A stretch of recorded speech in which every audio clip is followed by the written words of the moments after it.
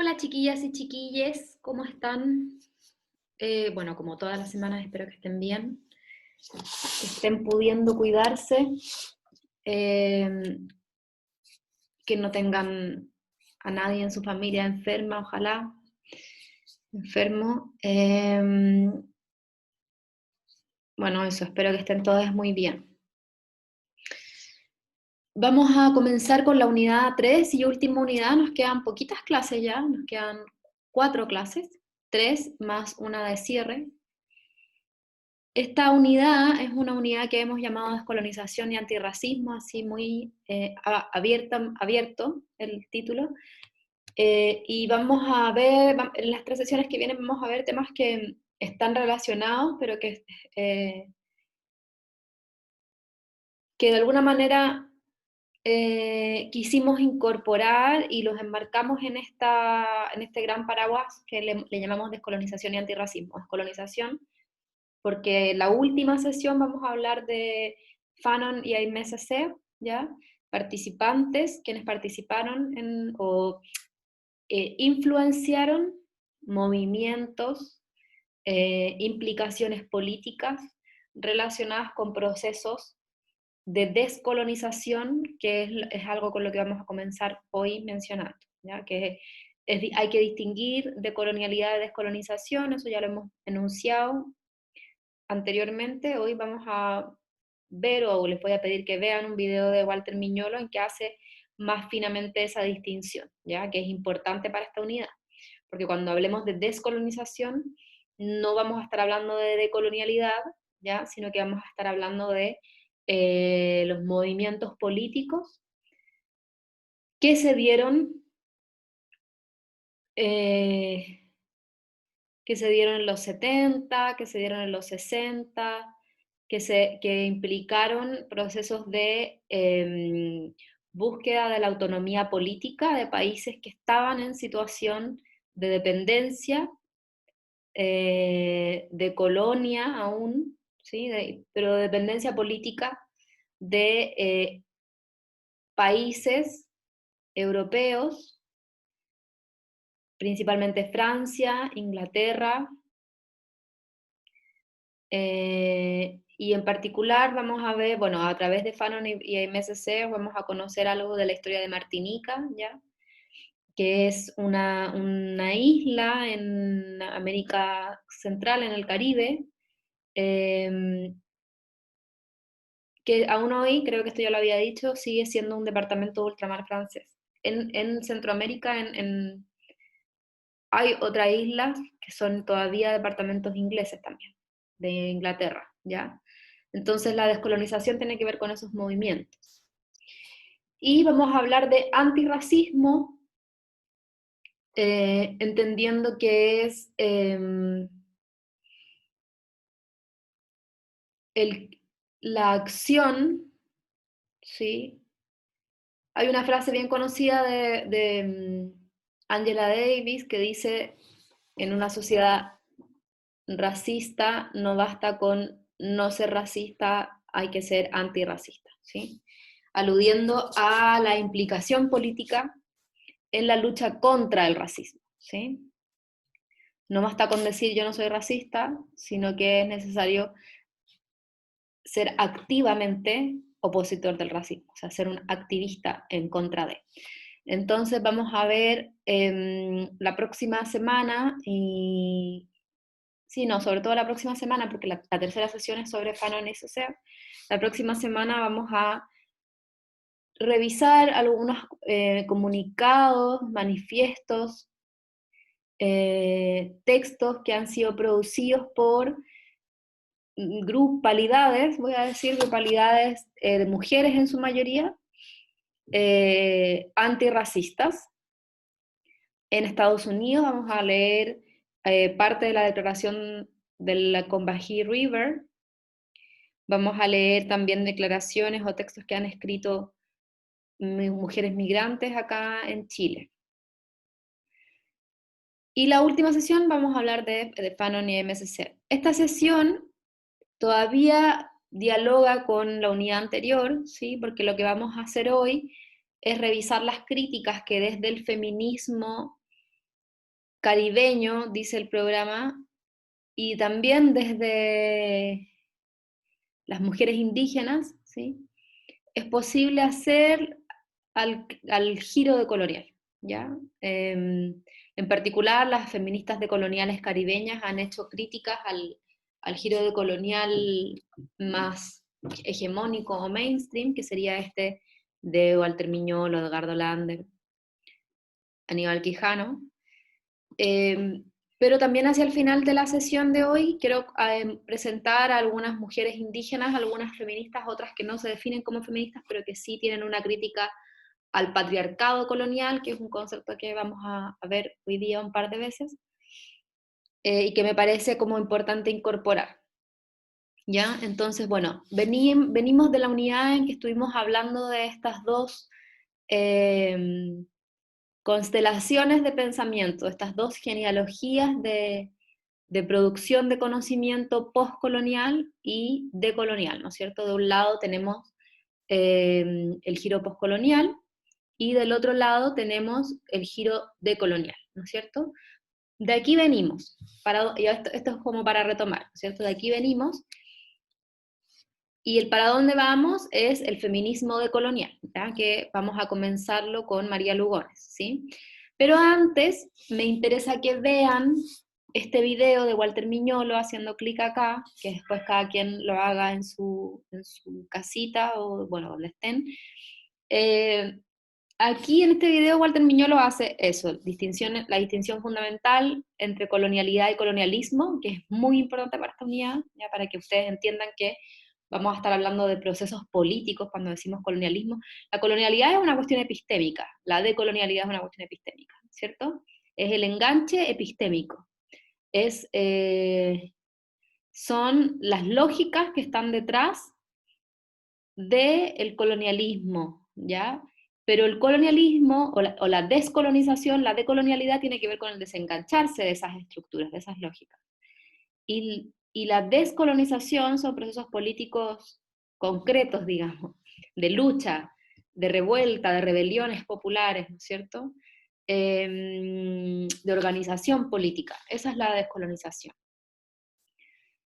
Y en esos procesos en los procesos que tuvieron que ver con, bueno, con Martinica y también en Argelia, fue importante Frantz Fanon, y vamos a ver la relación que tiene Fanon con Aimé Césaire, que es quien plantea eh, este concepto de la negritud, ¿ya? Eso al final de la unidad, en la tercera sesión. Y también en este video Walter Miñolo hacia el final del video, y es como bien importante, yo le voy a hacer clic para que veamos esa parte, define lo que sería el desenganche, y me importa que lo vean, este video, porque luego, cuando vean a Ochi Curiel habla también del desenganche, entonces para que vayan entendiendo cómo se van hilando estas cuestiones, ¿sí? Entonces, bueno, voy a hacer clic a ver si nos carga.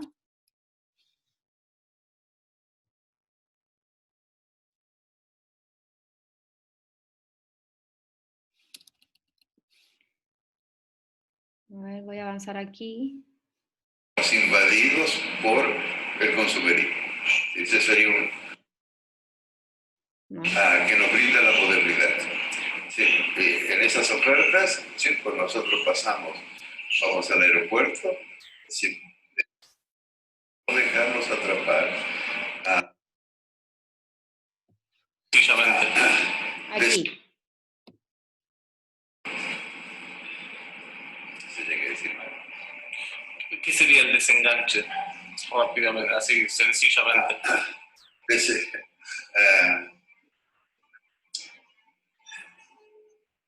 El desenganche sería la capacidad que tenemos cada uno de nosotros de no dejarnos atrapar, desengancharnos del consumerismo, desengancharnos de la atracción de las tarjetas de crédito, desengancharnos de todas esas de todas esas ofertas, digamos así, que nos brinda la modernidad. Sí, en esas ofertas, sí, pues nosotros vamos al aeropuerto, estamos invadidos por el consumerismo. Ese sería un ejemplo, es decir, cómo cruzar el free duty y no comprar absolutamente nada. Es decir, esto es un ejemplo muy banal, pero es el proceso, digamos así, también de desengancharse de las políticas de Estado, es decir, no desentenderse, pero desengancharse.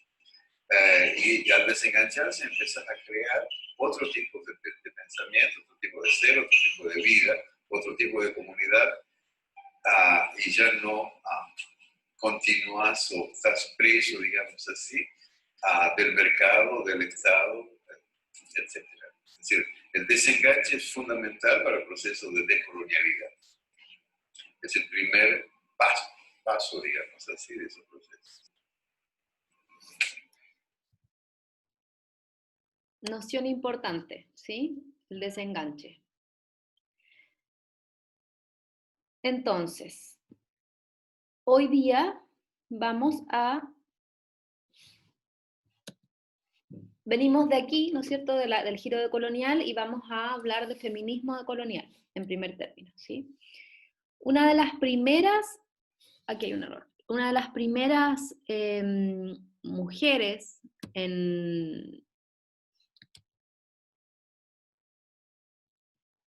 en participar de esta crítica a la colonialidad, de este giro decolonial, de este proyecto epistémico de producción de conocimiento, es María Lugones. ¿Sí? María Lugones es una argentina, igual que Walter Miñolo, es una argentina que se va un poco autoexiliada, sin encontrar mucho espacio para sus ideas en Argentina, y se va a estudiar, me parece que el doctorado a Estados Unidos, y ahí converge en este grupo, y ella es de las primeras en plantear cuestiones que son como fundamentales para el pensamiento feminista decolonial, ¿ya?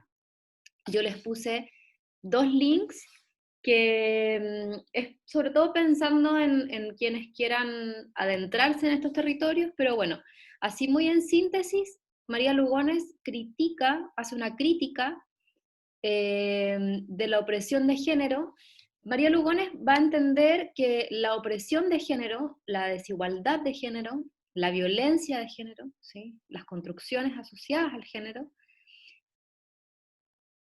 que en sí mismo, María Lugones va a plantear que en sí mismo el género, ¿sí?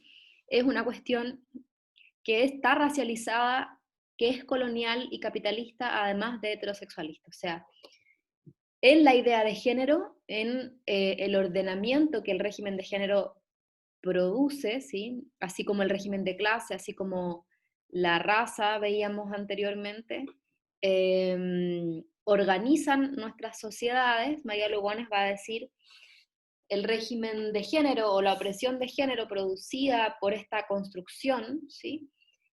Es una opresión que además, o sea, que en sí misma está racializada, que es colonial y capitalista y que es heterosexualista. Es decir, no se puede, ella plantea esta crítica, ¿no es cierto?, en oposición, dice, a la jerarquización dicotómica que caracteriza la colonialidad capitalista y moderna, se plantea el movimiento hacia la coalición. ¿Por qué ella plantea esto de la coalición? Porque, dice Lugones, no podemos seguir, hay que desengancharnos para seguir en la lógica del desenganche de estas jerarquizaciones dicotómicas en las que son unos verdaderos laberintos sí, son dilemas en los que nos pone la episteme colonial capitalista moderna, ¿no es cierto?, de tener que organizar de una cierta manera la realidad de la sociedad para entenderla, cuando en realidad dice ella hay que pensar en la lógica de la coalición, o sea, las experiencias de las mujeres racializadas. Pensemos hoy con lo que está sucediendo en Estados Unidos, ¿cierto?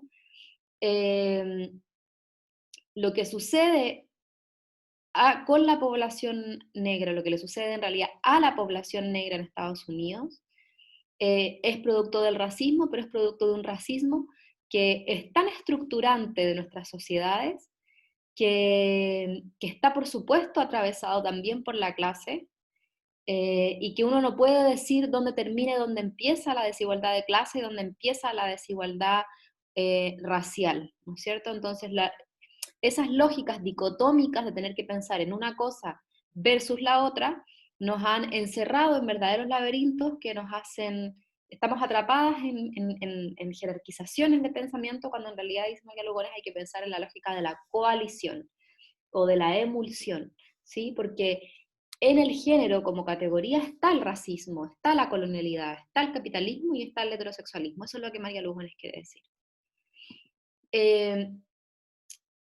Recuerden que Aníbal Quijano, en conjunto con Immanuel Wallerstein, hablaban del sistema moderno colonial y del patrón colonial del poder, ¿verdad? La autora, en cambio, propone una categoría que denomina sistema moderno colonial de género, o sea, el género como un régimen, como un sistema propio de la modernidad y de la colonialidad, ¿sí? Es decir, el género como un sistema, si Quijano entra por la idea de raza, María Lugones dice, no es necesario pensar por la raza, sino que si entramos desde el género porta en sí mismo como categoría, como construcción, el racismo, la colonialidad, generando un sistema moderno colonial de género. Afirma Lugones que la categoría género es tan central e indispensable como la categoría raza para el patrón colonial del poder y del saber.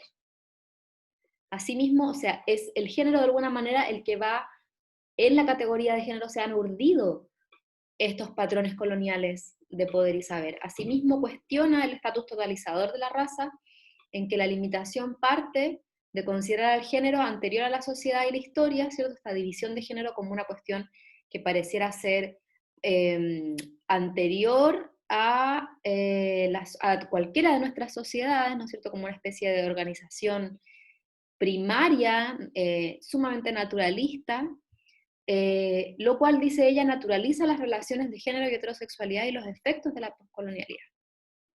O sea, esta idea de considerar al género como anterior, ¿no es cierto?, a lo moderno, como algo que siempre ha sido parte de nuestras sociedades, naturaliza este régimen.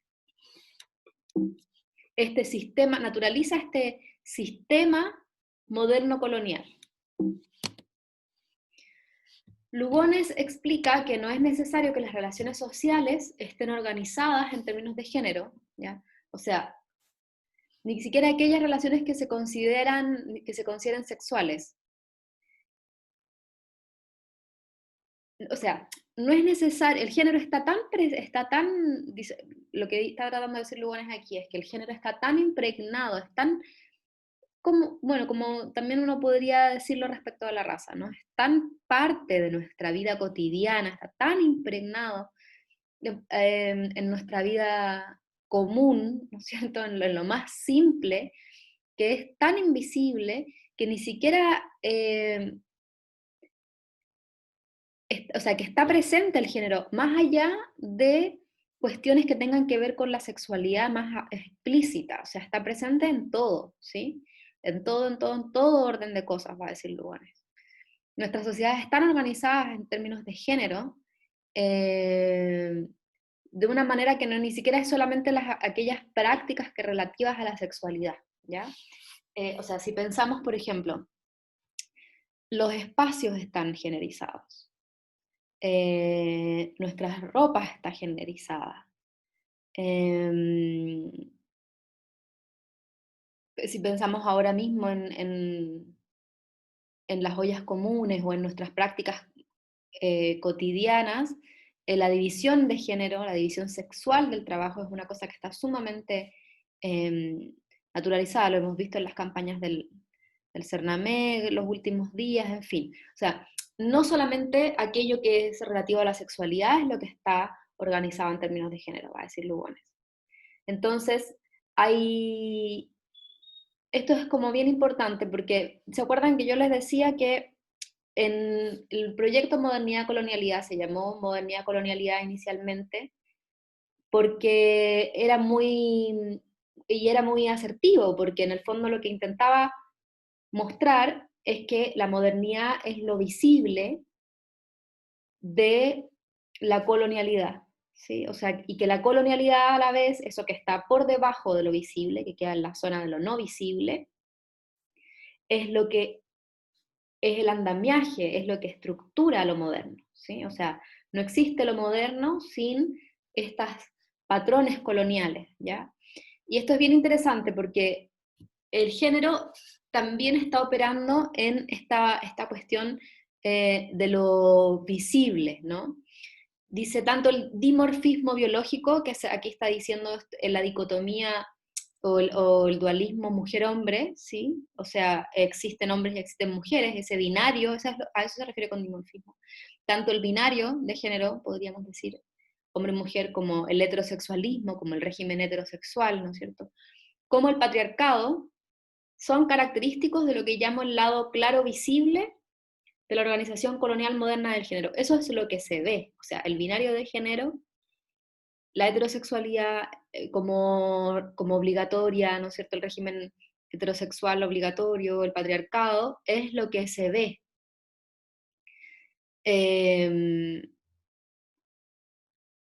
Pero hay toda una capa de lo no visible, ¿no es cierto?, que va estructurando aquello que vemos, ¿sí?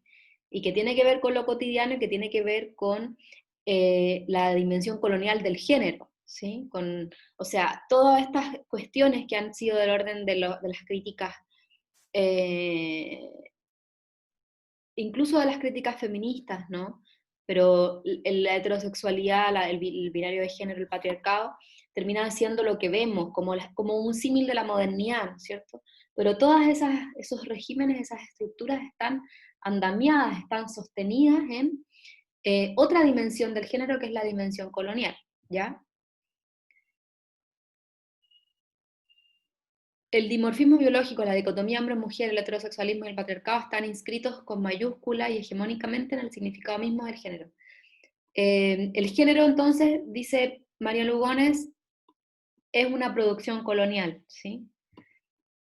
Aquí hay otro paper al que ustedes pueden ir para revisar el pensamiento de María Lugones, pero es como bien importante esto, que el género para el feminismo decolonial es una producción colonial y dentro de la categoría de género está el racismo. O sea, el género es una construcción que está en sí misma racializada. Vamos a ver más adelante con Yuderkis un poco más de esto, pero todo lo que el régimen de género organiza, ¿sí? Imbricado en el género está el racismo, está la colonialidad, ¿ya? Por lo tanto, entonces, perdón, ay, ¿cómo voy para atrás? Por lo tanto, entonces, el género es una producción colonial, moderno colonial. A eso se refiere con el tema moderno colonial del género, el género como un sistema moderno colonial.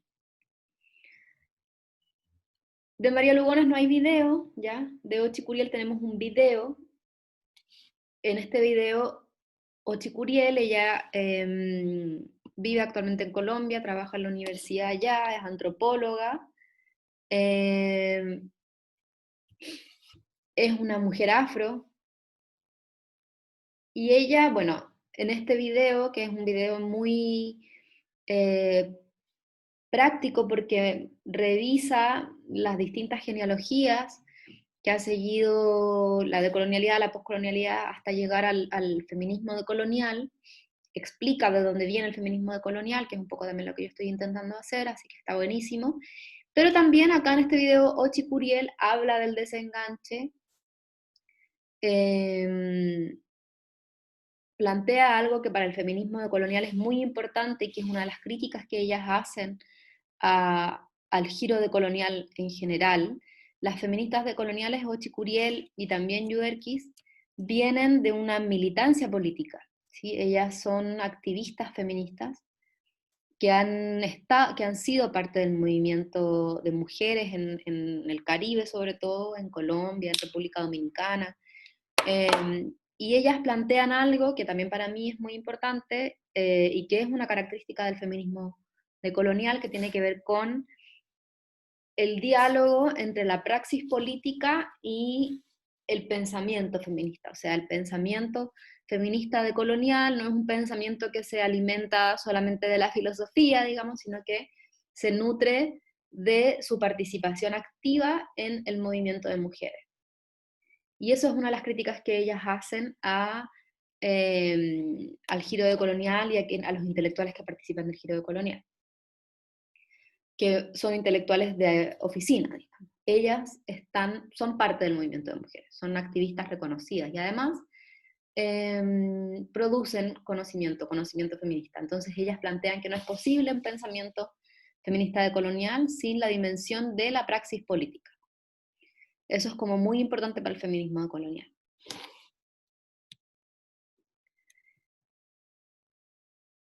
Y bueno, el texto que tenían que leer para la sesión de hoy es un texto de Ochi Curiel, ¿sí?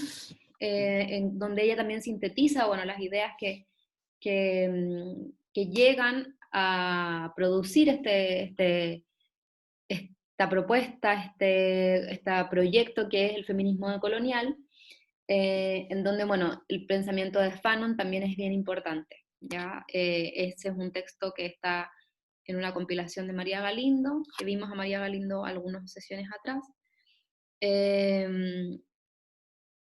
y donde también en este feminismo decolonial del Caribe es muy importante el rescate que ellas hacen de las feministas negras, ¿sí? De las mujeres negras.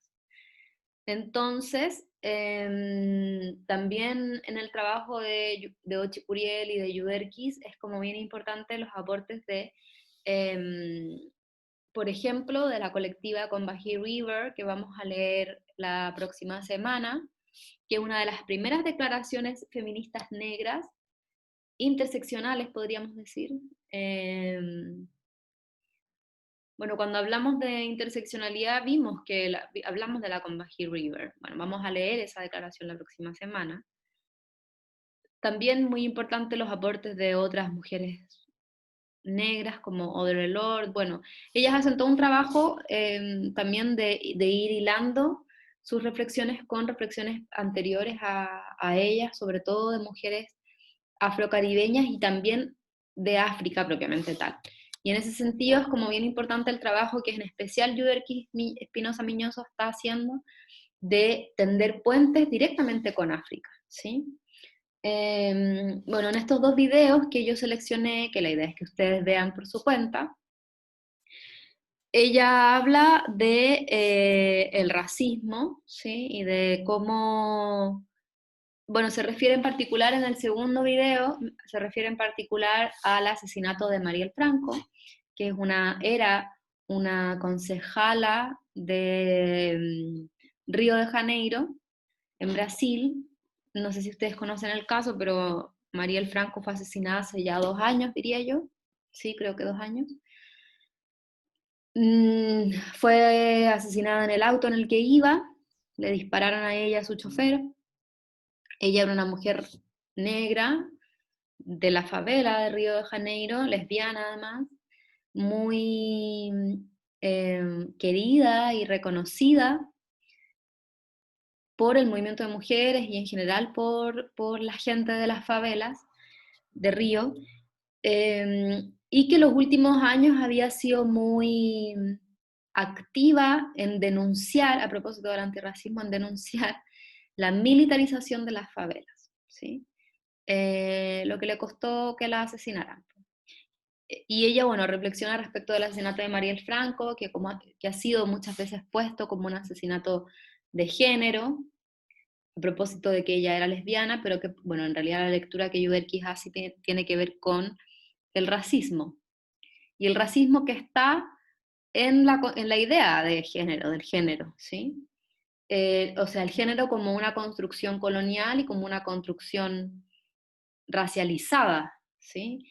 El género es vivible, o la diferencia sexual que crea el género, la diferencia sexual que crea el género entre hombres y mujeres, ¿no es cierto?, en este binarismo, es un invento, van a decir las africanas.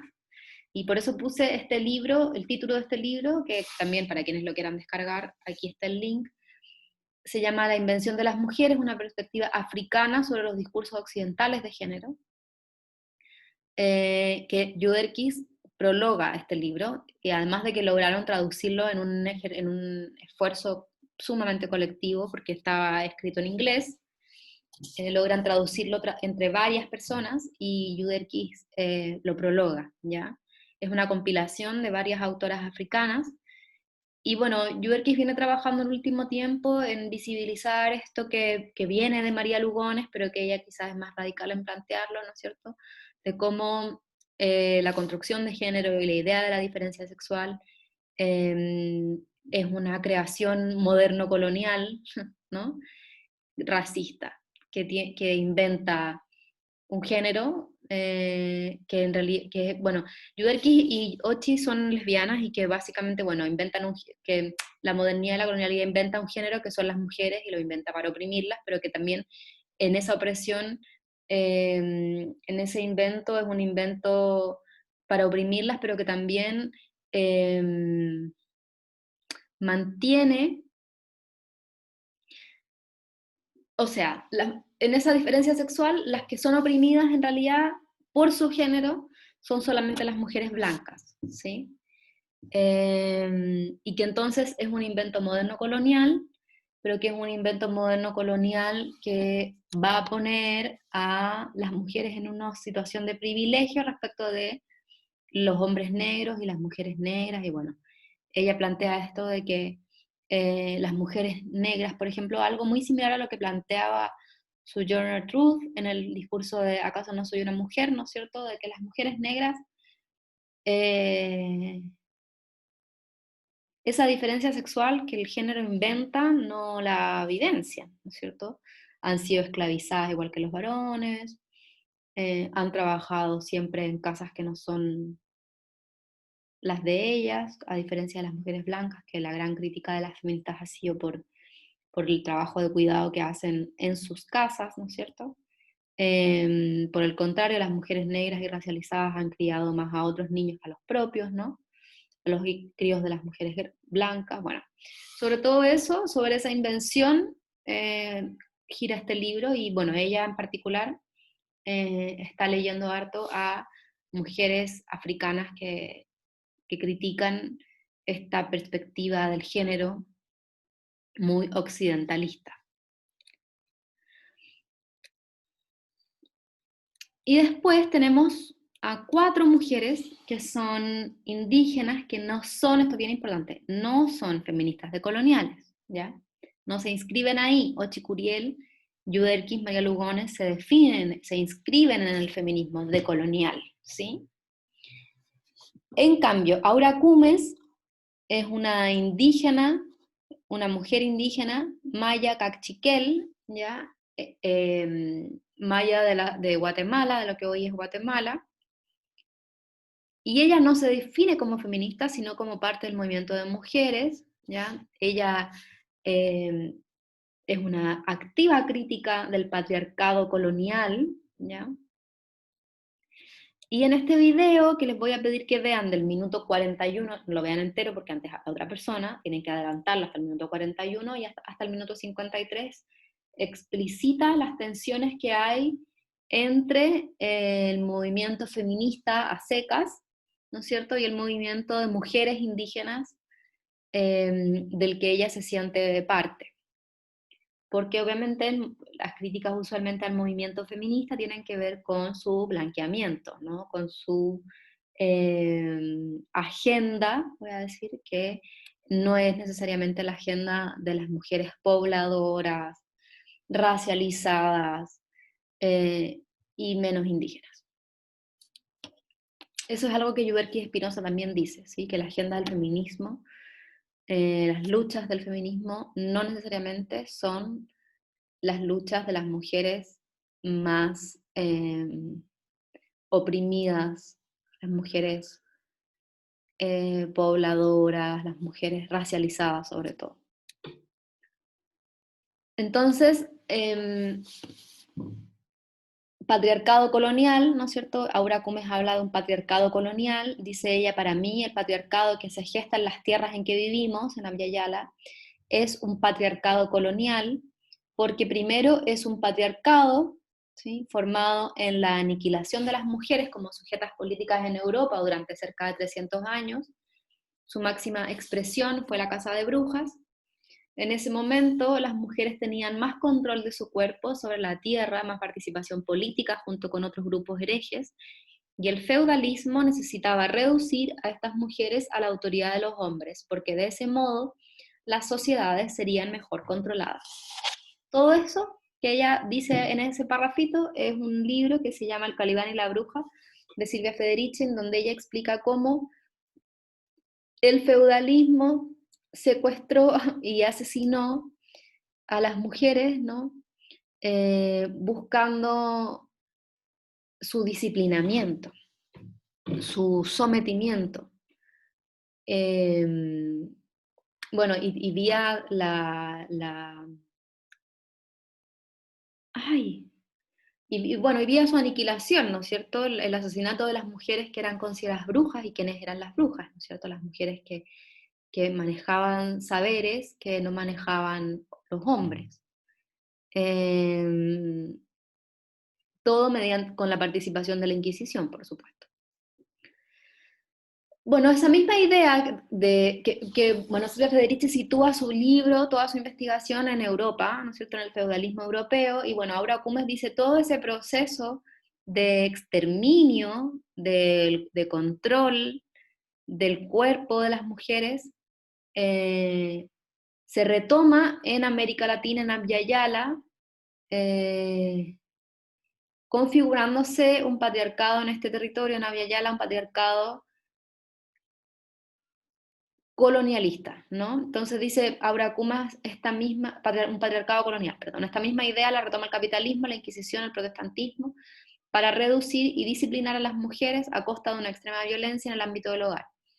El de Europa, ¿no es cierto? Sigue hablando acá de Europa, este es un patriarcado genocida, femicida, si usamos los términos de ahora, y ese patriarcado perseguidor de las mujeres es el que llegó a esas tierras. Bueno, las feministas comunitarias dicen que aquí había un patriarcado que se entroncó con aquel. Bueno, ese entronque de patriarcados, ¿sí?, del que nos hablan las feministas comunitarias, ese entronque de patriarcados entre el patriarcado europeo, ¿no es cierto?, y el patriarcado que es un patriarcado ancestral que existía, van a decir las mujeres indígenas, en América Latina antes de la conquista, que existían los pueblos originarios, ¿no es cierto?, en el ordenamiento social, que era en todo caso un patriarcado que podría ser llamado un patriarcado de baja intensidad, porque no era un patriarcado femicida, perseguidor y asesino de las mujeres como el patriarcado en Europa, sino que era un patriarcado que establecía un orden social diferenciado, en que las mujeres tenían ciertos roles y los hombres tenían otros roles, ¿no es cierto? Las mujeres más de cara a la comida, al cuidado, ¿no es cierto? Pero no exclusivamente, también participaban de la pesca, de la caza, pero bueno, tenían roles diferenciados, los hombres hacían otras cosas, ¿no? No tenemos mucha noticia, por ejemplo, de mujeres que hayan gobernado en los pueblos indígenas, entonces existía de todas maneras un patriarcado, van a decir las mujeres indígenas. Pero ese patriarcado femicida, perseguidor de las mujeres, con este patriarcado de baja intensidad que existía en América Latina, se entroncan y se produce este patriarcado colonial. Más o menos eso plantea Aura Cumes, ahí hay una entrevista que yo les dejo el link. Después Lolita Chávez, también guatemalteca, vamos a revisar puras guatemaltecas. Lolita Chávez, también guatemalteca, una mujer que trabaja en temas de violencia, de sanación de la violencia, plantea esto: cuestionamos al patriarcado occidental que conocimos hace más de 500 años, ella le llama patriarcado occidental al patriarcado europeo, ¿no es cierto?, pero también al patriarcado ancestral milenario, de un pueblo como es mi pueblo, el pueblo maya, que tiene sus orígenes de miles y miles de años. Hablar del patriarcado impuesto por Occidente es fácil, fue algo impuesto, no es violenta, pero es necesario reconocer también a los patriarcados ancestrales, que son milenarios. Es un desafío muy profundo que estamos asumiendo en los territorios, generando comunidades y enfrentando los machismos que quieren acallarnos, que nos acusan de traicionar nuestra cultura. ¿Ven? Este patriarcado ancestral milenario, dice Lolita Chávez. Y finalmente les dejo un video de Lorena Capnal, Maya Xinca, Aura Cumes es Maya Cachiquel, ambas, bueno, las tres son de Guatemala. Lorena Capnal, también igual que Lolita Chávez, es una mujer que ha sido expulsada muchas veces por sus comunidades porque denuncia la violencia que se da también al interior de las comunidades indígenas, ¿no? Y trabaja en procesos de acompañamiento, de sanación de las mujeres que han vivido violencia al interior de sus comunidades. Entonces, bueno, el video, aquí ella reflexiona en torno al cuerpo, ¿sí? A cómo nuestros cuerpos, a los cuerpos de las mujeres indígenas en realidad han sido arrasados por violencias sistemáticas, estructurales, etc. Eso. Tienen que ver los videos, además de ver este. Y recuerden que la sesión de hoy además tiene una evaluación que se promedia, ¿ya? Yo ya dejé la pregunta aquí, que dice, es un ejercicio más que una pregunta, es un ejercicio. Les pedimos que elige 2 conceptos o ideas que las autoras plantean en los videos o que fueron planteados en la BPT. O sea, que yo los expliqué o que están en los videos que ustedes vieron. 2 conceptos. Desenganche, patriarcado colonial, feminismo autónomo, teoría y praxis. Bueno, no sé, en los videos aparecen más conceptos que ustedes pueden, racismo, racialización, etcétera, ¿ya? Entonces, la idea es que escojan 2 conceptos y los expliquen en sus propias palabras. Pónganse en la situación de que le están contando a alguna amiga, alguna amiga de lo que se trató la sesión de hoy. Hoy día hablamos sobre feminismo decolonial y a mí me llamó la atención la noción de patriarcado ancestral milenario, por ejemplo, o entronque patriarcal, etc. 2 conceptos, ¿ya? Eso. Cuídense mucho, que estén muy bien y estamos comunicadas a través del WhatsApp. Recuerden la entrega para este viernes máximo de la crónica autobiográfica en clave de colonial y que tienen que volver a organizarse en sus grupos para el proyecto final. Ya la pauta está en el tablón y está en el Drive también. En el tablón en el Google Classroom. Dejé colgada la pauta. Ese trabajo consiste en una síntesis de la unidad 3 y la idea es que sea un proyecto audiovisual o visual o audio o sonoro solamente, ¿sí? Pero bueno, me interesa que se vayan organizando en grupo para que también vayan pensando cómo lo quieren hacer, qué quieren hacer, etc. Eso. Abrazos.